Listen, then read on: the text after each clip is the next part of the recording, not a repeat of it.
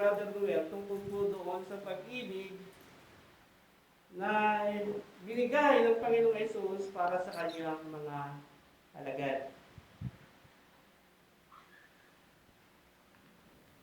Dito po sa John chapter 13, verse 34 hanggang verse 35.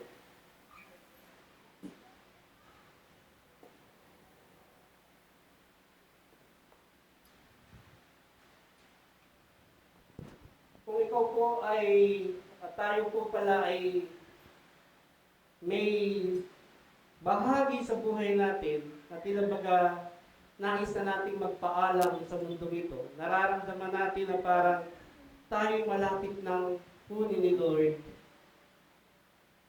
Paano kaya natin ito sasabihin sa ating mga kaibigan at kakilala, kamag-anak?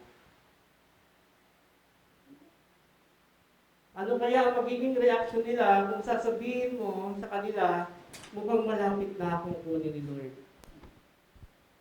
Ano kaya ang magiging reaksyon nila? Marahil ang iba'y sasabihin, hindi pa. Matagal pa yan. At marahil ang sasabihin ng iba, kaya mo yan. Kahit na ikaw ay may matinding karamdaman, may pag-asa ang buhay. Ito hong tema na ating pag-aaralan ay hindi lamang sumisentro sa pag-ibig. Ito ay pagsasabi ng Panginoong Yesus sa kanyang mga alagad na tila baga siya'y nagpapaalam. Kaya doon sa ibang title na makikita natin dyan, meron doon na pangyayari sa buhay ng Panginoon at sinasabi niya, ako'y aalis na, babalik na ako sa aking Ama, hindi kayo makakasama sa akin. At itong salitang ito ay mabigat para sa kanyang mga alagad. Sila'y magkakasama, pero dito sa puntong ito, alam natin na ang Panginoong Yesus darating sa punto ng kanyang buhay, siya'y maging tao, siya po ay tutungo doon sa krus ng Kalbaryo upang mamatay para sa kasalanan ng mga tao. Kung ating titignan po dito, ang tema ng ating pag-aaralan na sumisentro marahil doon sa verse 34 to 35 na may title po tayong Love One Another. Love one another. At tignan natin, ano ba itong nais ng Panginoon na sabihin na pagkatapos siya ay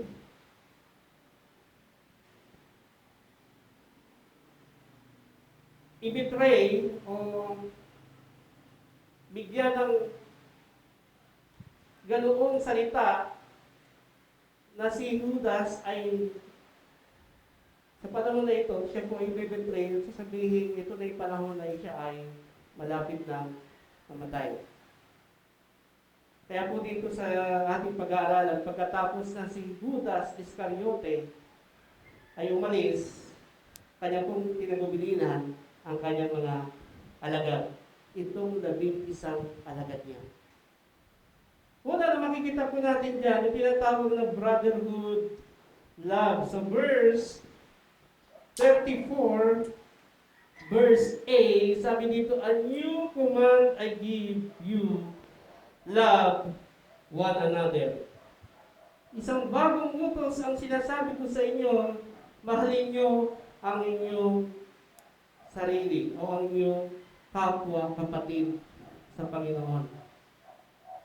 At hindi makikita yan sa Leviticus chapter 19, verse 18, ating tipong mababasa, na sinabi doon, mahalin mo ang iyong kapwa gaya ng iyong sarili. At ganoon din po sa Luke chapter 10, verse 27, na nagsasabi, mahalin mo ang iyong kapwa gaya ng iyong sarili. Ang pagmamahal na binabanggit ng Panginoon dito ay kanyang ini-insist sa kanyang mga alagad.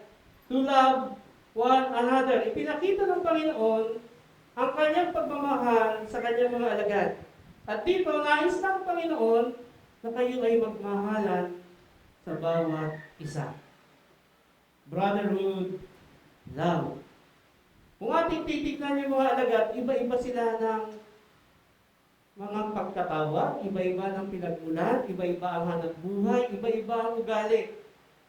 Marami sa kanila ang mga mangingisda. Meron ding tax collector. Meron ding nagkaroon ng pagkakasala at siya'y natatakot na malaman yung kanyang kasalanan. No? Si Bartolome, no? Nakita niya, si Nathaniel. Iba-iba ng ugali itong mga alagad ng Panginoong Jesus. At siyempre, hindi natin maaalis, si Judas Iscariote ay siya ring kasama doon. Bagamat ang kausap niya dito, hinayaan niya munang umalis si Judas Iscariote dahil ito yung panahon na i-betray na siya. At ang kanyang kinausap ng sarilingan ay yung kanyang 11 alagad.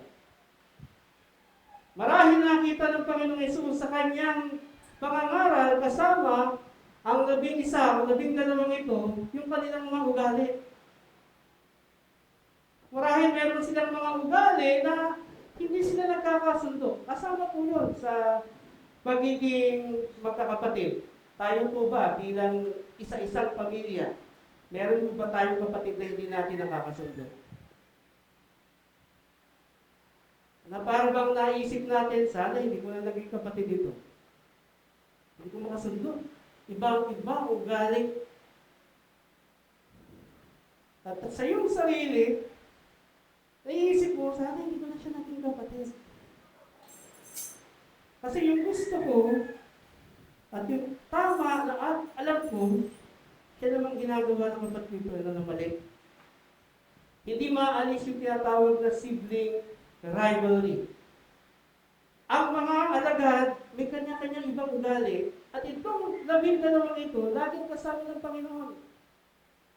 Sa kanyang pangangaral, sa paggawa ng mga himala, sa pagpapagaling, nakita ng mga alagad na ito ang kanilang leader na si Jesus Christ, pero nakita rin ng Panginoon ang kanilang pagiging magkakaiba. Nakita rin ng Panginoon marahil, tila ba ang aking mga alagad na napili ay hindi nagkaroon ng ganung matinding pagmamahalan sa isa't isa. May mga pangyayari tayong nabasa na yung nanay mismo ni James at ni John hindi pa napupunta ang Panginoon sa kaharian. Sabi niya, pwede bang yung anak ko, pagka nandun na ikaw, Panginoon, pwede bang isa nasa kaliwa?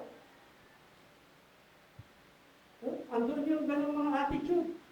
At alam natin si Peter ay isa rin sa mga tinatawag na mahilig mag-deny.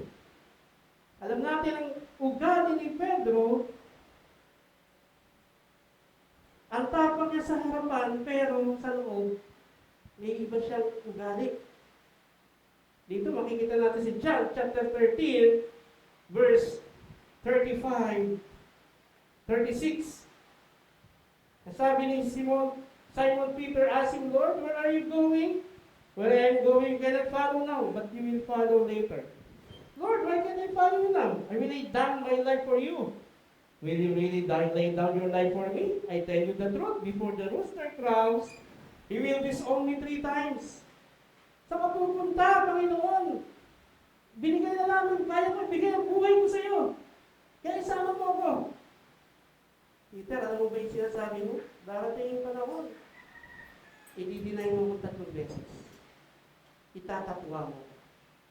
Meron ding ugali si Tomas, na tinawag na the doubting Thomas. Hindi rin siya naniniwala sa Panginoon. At siya'y nabuhay na muli. Mga ugali ng 12, 11 alagad na kanyang kinausap. At ang sabi niya, ito ang bagong utos na sinasabi ko sa inyo. Love one another.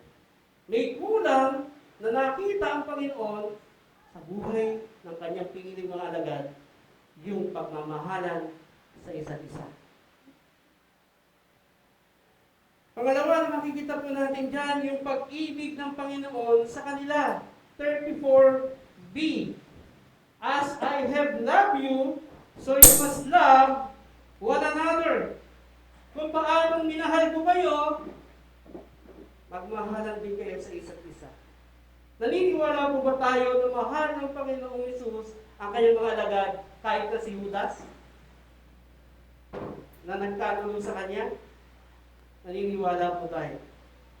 Sa John chapter 13, kung magba-backward kayo ng basa, makikita po natin dyan, yung pagpapakumbaba ng Panginoong Hesus na hinugasan niya ang paa ng kanyang mga alagad. At ako'y naniniwala kasama si Judas Iscariote na kanyang hinugasan. Yung humbling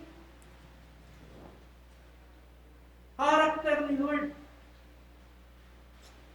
Kasi yung mga alagad doon, sila naglalakad, siyempre yung kanilang mga suot, mga sandalyas, at ang kanyang mga ngaral, marami pong mga alibabo, marahil sa kanilang mga paa, ang kanilang daladala. Pero ito ang Panginoon, kumuha ng isang lalagyan, nagtali ng kanyang tela upang sa gayon ay pugasan niya ang paa ng kanyang mga alagad. Pagpapakita ng kanyang pagmamahal sa kanyang mga alagad. Sa John chapter 13, verse 1, it was just before the Passover feast, Jesus knew that the time had come for him to leave this world and go to the Father. Having loved his own who were in the world, he now showed them the full extent of his love. Mahal niya ang kanyang mga alagad. His own who were in the world, nasa mundo ngayon, ipinakita niya yung kanyang kabuuan, yung full extent ng pag-ibig niya sa kanyang mga alagad. Hinugasan niya ang mga paa ng mga alagad. Napakagandang tignan ng isang leader na katulad ng Panginoong Hesus noong panahon na yon, hindi niya tinignan ang kanyang sarili na pinuno, hindi niya tinignan ang sarili niya, ako ang dapat niyang sundin. Nakita natin yung pagpapakumbaba ng Panginoong Hesus. Hinugasan niya ang paa ng kanyang mga alagad. What a good example o best example ng isang leader. Servant leadership. Kung ganyan lang ang mga leader natin sa panahon ngayon, palagay ko, hindi tayo problema sa bansa natin. Walang attitude na siya ay nasa posisyon, kaya dapat ako ang masunod. Kundi ang kanyang pagiging leader ay mayroong paglilingkod kasama ng kanyang mga paglilingkuran. Nandoon yung pag-ibig ng Panginoon. Yung tinatawag na Christ love. Yung pag-ibig ng Panginoon hindi lamang doon sa John chapter 3 verse 16, for God so loved the world that He gave His only begotten Son. Kundi yung pag-ibig na yon ay pinakita ng ating Panginoong Hesus nang hugasan niya ang paa ng kanyang mga alagad. Kumusta po tayo, mga kapatid? Tayo po ba ay may ganoong attitude sa ating mga kapatid sa Panginoon? Wala namang naghugas ng paa sa inyo dyan bago pumasok. Kasi di naman tayo galing sa disyertong lugar. At karamihan sa panahon ngayon, nakasapatos naman ang tao. Ano kaya magandang gawin ng isang kapatid na kapag darating sa gawain ng Panginoon, meron siyang attitude of servanthood? Sarap makita noon. Ang Panginoong Hesus, kanyang ipinahayag ang kanyang pag-ibig sa pamamagitan ng action. Hindi lamang sa salita. So yung sinabi yung love one another, pinakita ng Panginoon, mismo siya ay nagpakita ng pag-ibig sa kanyang mga alagad. Pangatlo na makikita po natin dyan, yung tinatawag na proof of love. Sa verse 35. Ano pong sabi sa John 13, verse 35? By this all men will know that you are my disciples if you love one another. Inulit niyo ulit yun. Ito yung proof, ito yung pruweba na kayo yung mga alagad ko if you love one another. Makikita rin po natin yan sa 1 John chapter 3, verse 23. May mga Bible po, tignan po natin sa unang 1, chapter 3, verse 23.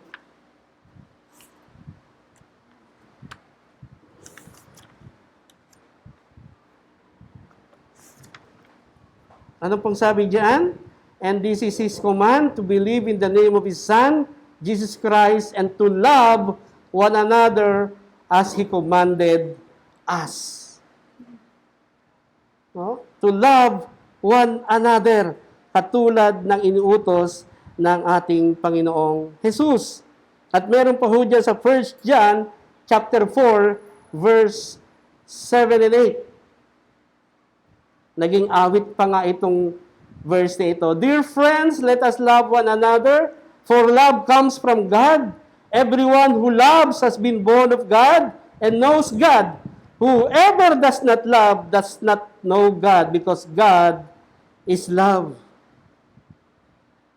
Verse 11 to 12, same chapter, sabi po dito, Dear friends, since God so loved us, we also ought to love one another. No one has ever seen God, but if we love one another, God lives in us, and His love is made complete in us. And in verse 19 to 21, we love because He first loved us. If anyone says, I love God, yet hates his brother, he is a liar. For anyone who does not love his brother, whom he has seen, cannot love God, whom he has not seen. And He has given us this command, whoever loves God must love his brother. Paulit-ulit po yun. Ito yung proof na kayo ay ang mga alagad ko if you love one another. Sa Old Testament, ano po ang mga sign na ikaw ay kasama doon sa tinatawag na Abrahamic Covenant kapag ikaw ay circumcised? Ano yan? Bahagi yan ng Abraham. Yung na-circumcise. Sa panahon po ni Moses, masasabing ikaw ay sumusunod sa kanyang batas kung iyong ino-obey at iyong nire-remember ang Sabbath day. Pagkatagasunod ng Sabbath, sa Mosaic Law yan. Kay Moses galing yan. Sa panahon ni John the Baptist, kapag siya ay nabaptize, ang identification ng followers ni John the Baptist, baptize yan sa tubig. That's the sign na siya ay kabilang doon sa ginagawa ni John the Baptist. Ang mga Pariseyo po, malalaman nyo na siya ay Pariseyo sa paanong paraan kapag yan, may nakita kang tinatawag na phylactery dito, o phylacter, dito sa kanyang noo. Yun yung mga laws na kanyang binabasa sa noo niya. Pariseyo yan. Yun yung mga sign. No? Na sila ay bahagi. Sa panahon ngayon, pwede. Kapag ikaw ay dilawan, kapag ikaw ay ganitong kulay, dito ka. Kasama ka nila. Pero ano ang proof na ikaw ay disciples ni Jesus Christ? Ano ang proof? Ano yung sign na ikaw ay tagasunod ni Kristo? Baptist ka? No. Full gospel member ka ng church? No. Isa kang umaattend sa isang simbahang sumasamba sa Diyos na hindi nakikita? Ano ang sign na ikaw ay tagasunod ni Kristo? Ang sabi ng Panginoon, if you love one another. Paglabas natin dito mamaya, malalaman na tayo ay tagasunod ni Kristo kung yung bawat isang kasama natin, minamahal natin. Ang proof na tayo ay alagad ng Panginoon ay hindi nakasalalay sa reliyon. Hindi nakasalalay sa anumang gawaing pangreliyon. Ang proof na tayo ay alagad ni Kristo kung minamahal natin ang bawat isa. Tignan mo yung kapatid mo sa tabi mo. Mahal mo ba siya?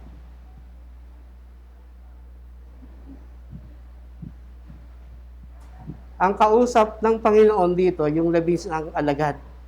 Ibig sabihin, bago mo mahal yung mga tao sa paligid mo, yung tinatawag na neighbors mo, mahalin mo muna yung kapatid mo sa Panginoon. Kung hindi mo mahal yung kapatid mo sa Panginoon, paano mo mamahal yung mga tao sa paligid mo? Siyasatin natin ang ating sarili. Minamahal ba natin ang ating kapwa, kapatid sa Panginoon? Are we brothers and sisters in Christ? Tayo po ba ay magkapatid sa Panginoon o sisters in Christ? Sarap po nun. Tatawag kayong brother, sister. Ibig sabihin, nandoon yung mutual love ng iyong pagmamahalan bilang magkapatid sa Panginoon. Hindi mo man siya kapatid sa dugo, kapatid mo siya kay Lord. Do we accept that Christ loved us so much? Tinatanggap po ba natin yung pag-ibig ng Panginoong Hesus ay sobra-sobra sa atin? Nakita natin dito, yung kanyang pagmamahal, binigay niya ang kanyang buhay para sa atin. Yung sign po na loving one another, nakikita po ba sa atin?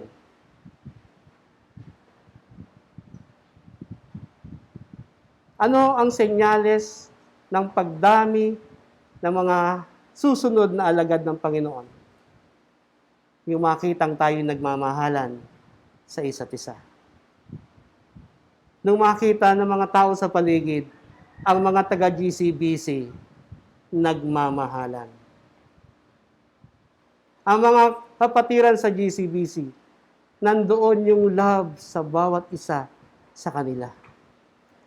Ang sarap tignan ng mga taga-GCBC paglabas sa lugar na ito, makikita ng mga tao sa paligid, tunay na sila ay mga alagad ng Panginoong Hesus dahil sila ay nagmamahalan. Gusto ko ring maging katulad nila. Na ma-magnet sila dahil kitang-kita ng mga taga-GCBC nagmamahalang bilang magkakapatid sa Panginoon. Let us love one another. Tayo po'y manalangin. Dakila naming Diyos, tulungan mo kaming mahalin namin ang aming mga kapatid sa iyo, katulad ng iyong pagmamahal sa amin. Totoong ikaw, Panginoon, ang author ng pag-ibig at nais mo, Panginoon, ng iyong mga anak ay nagmamahalan sa isa't isa. Purihin ang iyong pangalan sa pangalan ni Jesus. Amen. Ngayon po ay first Sunday, February 7, meron po tayong pag-alaala sa ginawa ng Panginoon doon sa krus ng Kalbaryo. Kaya tawag po nating banal na hapunan. Nihiling ko po na ang bawat bahagi ng tagapaglingkod ng GCBC ay may bahagi ang mga elementong ito sa bawat isa sa atin. Sige po, habang binabahagi po natin yan, ay ating pong awitin yung banal na hapunan.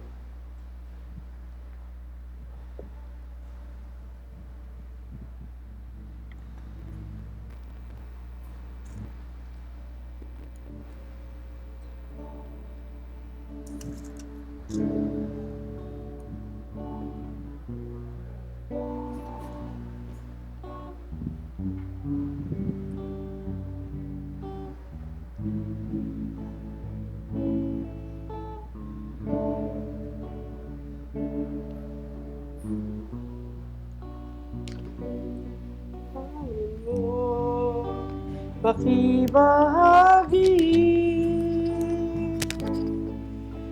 Ito ang tinapay ng buhay.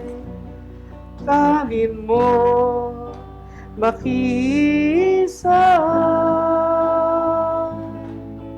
Yan ang katawang binayubay pang ikaw ay buyuhan.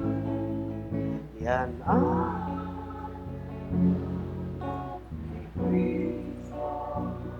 na para sa iyo sa Kalbaryo ay tumigil.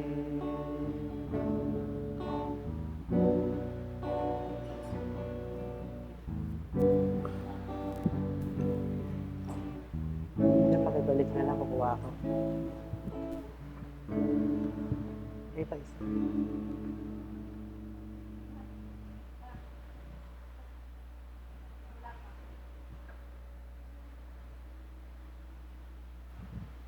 Ayan, salamat po kapatid.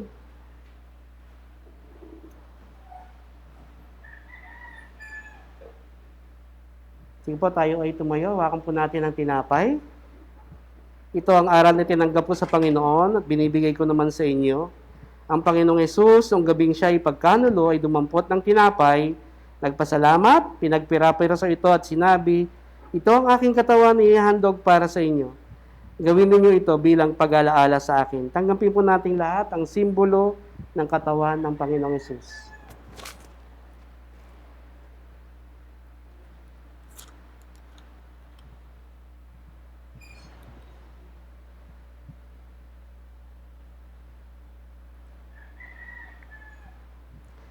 Gayon din naman, matapos maghapunan, hinawakan niya ang saro at sinabi, ang sarong ito, ang bagong tipan na pinagtitibay ng aking dugo. Tuwing inumin niyo ito, gawin ninyo bilang pag-aalala sa akin, sapagkat tuwing kakain kayo ng tinapay, iinom sa sarong ito, pinapahayag natin ang kamatayan ng Panginoon hanggang sa muling pagparito niya. Tanggapin po natin lahat ang simbolo ng dugo ng Panginoong Hesus.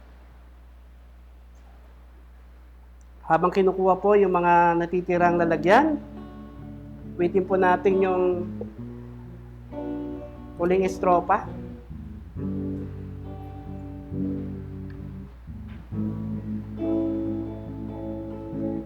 Ito ang saro ng bagong tipan, at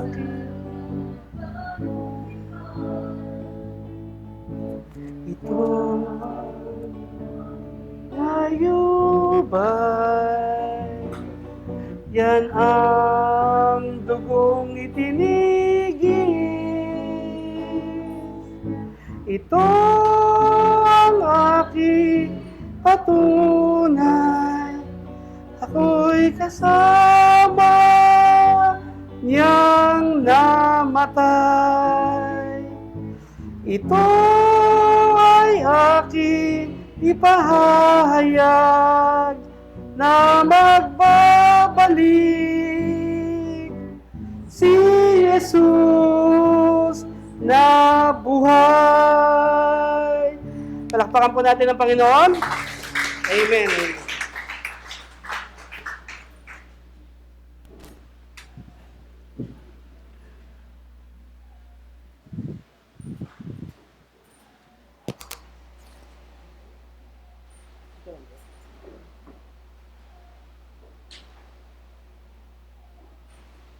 Ngayon, tumawag po tayo sa gawain ng pagbibigay. Sa Kawikaan 11, talatang 24 hanggang 25, ang sabi po rito, may nagsasabog at tumutubo pa, at may mahawak naman ng higit kaysa karampatan, ngunit nauuwi lamang sa pangangailangan. Ang kaluluwang mapagbigay ay tataba, at siyang timidilig ay maninilig din. Tayo tumakot sa matapat at pasayang pagbibigay.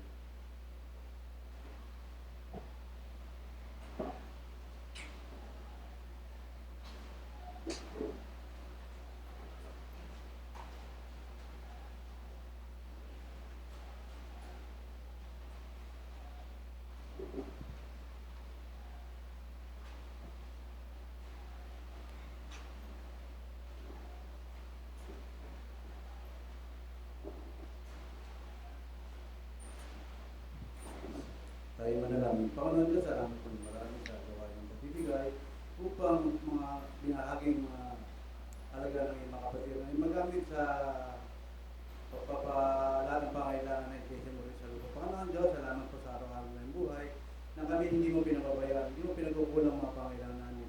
Lagi mo kami pinapabulan sa lahat ng aspeto ng buhay. Salamat po sa batahan ng buhay pinagulog sa amin at kung anong pinagkakitaan legal. At salamat din po sa mga wala pa at patuloy mo silang pagpalain sa ng buhay. Patuloy mo silang bigyan ng hanap buhay at ibubuhay sa mundo na sa Panginoon Diyos, mga asal sa katapatan mo ay magpakailanman. Sa pangalan ng Jesus, ang lahat po'y magsabi ng Amen. Para sa mga pagbati, happy birthday, February 7, kay kapatid na Carlin Villanueva. Yun. February 10, Ruth Palisgon, Sister Ruth Palisgon. February 11, Sister Abigail Masangkay. Happy birthday sa inyo mga kapatid. Swerte nyo, hindi nakita yung mukha nyo sa TV. Hindi kayo maingay na handa. Para sa mga pagbati, wala na ba? Para sa ating mga sister.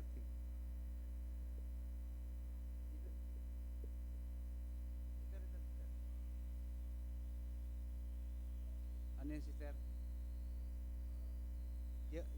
February 8, Jocelyn. Kapatid na Jocelyn, happy birthday. February 8. Wala nang pahabol. Wala na. Sa iba pang pagbati, tawagan natin muli si Pastor para sa ibang pagbabalita o announcement para sa ating church. Sa benediction na rin.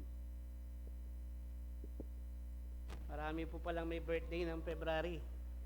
Marami akong bibigyang pizza. Opo, happy birthday sa mga may birthdays. At marami pa po yan sa mga darating na araw. Ang February ay punong-puno ho ng may birthdays. Ayan. Opo, sa biyaya ng Panginoon, salamat. Nakita ko sa post na nakarating na ho ng maluwalhati yata si Sister Jessica Bello. No, yung dati nating kapatiran dito. Nakabalik na. Welcome back ko doon sa Facebook eh. Andito na sa Pilipinas. Akala ko nga nandito ngayon eh. Pero hindi pa kami nakakapag-usap. Salamat sa biyaya ng Panginoon. Nakapunta na siya sa Pilipinas. Ang hirap bumiyahe. No? So yun. Purihin ang Diyos sa kanyang buhay. At salamat din dahil nagkasama-sama tayo uli. Kita natin ulit si Brother Ude. Nahirapan kami ng linggo rin. Iba talagang pag wala din sila Brother Ton, sila kasi, no? Salamat at nandito ulit sila para makatulong sa ating kasi nung Sunday ho ay talagang hirapan kami sa tech So ngayon po at ito ho naman ang mensahe na ito mapapanood din sa tulong at biyaya ng Panginoon na ilalagay po natin sa mga Facebook. Minsan nakita ko sa watch, no? Gabi, nakapanood pa ako nung April na message. Sabi ko, ba? Talaga minsan lumalabas doon, no? At blessing ni Lord, may nakita ako doon, 201 views. Sabi ko, 201? Parang marami-rami rin yun, may nag-share din. So, yun po ay sa biyaya ng Panginoon, nakikita, napapanood tayo sa mga, dahil pinablik naman po tayo para bigay rin ng mensahe sa mga manonood sa larangan ng social media. Yan. Kaya purihin ang Panginoon at sa mga darating pong linggo, nakasentro ang ating pong pag-aaralan sa pag-ibig. No? Ito'y loving one another. Merong pag-ibig sa ating mga magulang. Magandang topic din po yon. At pag-ibig din sa mga kaaway. At pag-ibig din sa una syempre sa ating Panginoon. So yun po yung magiging sentro ng ating sermon dahil po February. At nakakatuwa dahil ang buwan ng February, sabi nga nila parang perfect natapos at nagsimula sa linggo, matatapos hanggang 28. Buong Sundays inabot ito hong February natin, no? Hanggang 28. So yun, purihin natin ang Panginoon at patuloy ng pag-ingatan ng ating mga buhay. Tayo po itumayong lahat, tanggapin po natin ang benediksyon ng Panginoon sa kanyang biyaya at pagmamahal sa atin bilang kanyang mga anak. Sige po, tayo ay magpasalamat sa ating Panginoong Hesukristo. Sa Kanya na makapag-iingat sa atin upang hindi tayo magkasala, makapag-aharap sa atin ng walang kapintasan, at may malaking kagalakan sa Kanyang kaluwalhatian, sa isang Diyos na ating tagapagligtas, sa pamamagitan ni Jesucristong Panginoon natin. Sa Kanya ang kapurihan, karangalan, kadakilaan at kapangyarihan, mula pa nung una, ngayon at magpakailan paman, sa pangalan ng Ama, ng Anak, at ng Banal na Espiritu. Amen at Amen. God bless you po.